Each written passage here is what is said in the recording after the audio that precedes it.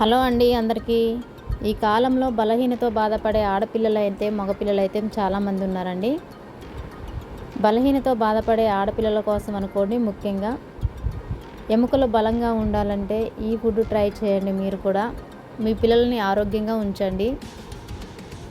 ముందుగా మిక్సీ తీసుకొని 1 కప్పు రాగులు తీసుకొని దాంట్లో 4 యాలుక్కాయలు తీసుకొని ఈ విధంగా బరకగా మిక్సీ పట్టుకున్నాను.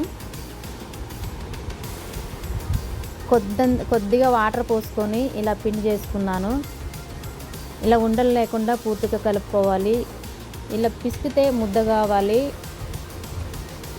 తుడితే మొత్తం పిండి పిండి కావాలి. ఈ విధంగా కలుపుకోవాలి. ముందుగా వాటర్ని బాయిల్ చేసుకున్నాను. దానిపైన ఒక వైట్ క్లాత్ వేసి దారంతో కట్టుకున్నాను. మిక్సీ చేసిన వాటర్ కలుపుకున్న పిండిని ఈ విధంగా క్లాత్ పైన, వైట్ క్లాత్ పైన వేసి ఈ విధంగా రంధ్రాలు పెట్టుకున్నానండి. ఎందుకంటే కింద నుంచి వచ్చే వేడి ఆవిరి వల్ల త్వరగా ఉడుకుతుంది. వైట్ క్లాతే తీసుకోండి. వేరే క్లాత్ తీసుకోవడం వల్ల కలర్ అంటుతుంది, ఆరోగ్యానికి మంచిది కాదు. ఇది ఉడకడానికి మ్యాక్సిమం 20 మినిట్స్ 20 నిమిషాలు పడుతుందండి. మన పూర్వీకులు బలంగా ఉండటానికి కారణము ఇలాంటి ఆహారం తీసుకోవడం వల్లనే.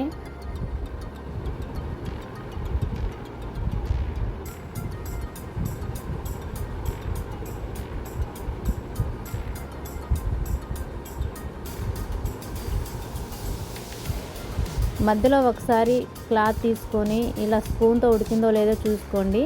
20 నిమిషాల తర్వాత పిండి ఉడికింది. ఒక బౌల్లో తీసుకొని తరిగిన బెల్లం, తురుముకున్న ఎండు కొబ్బరి వేసుకొని ఆ వేడి పిండి మీదనే కలుపుకోవాలండి. ఎందుకంటే బెల్లం అనేది కరిగిపోతుంది.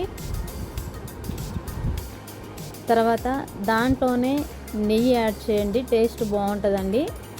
మంచిగా ఉండలు కూడా ఉంటుందండి.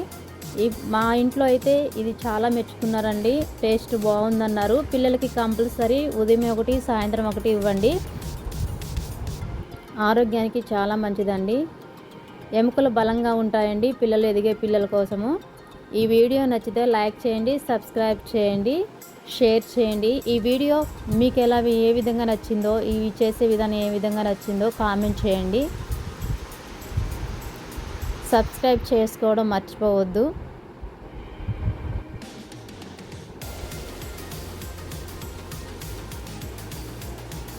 ఈ కాలంలో నడుము నొప్పులతో బాధపడుతున్నారండి చాలామంది.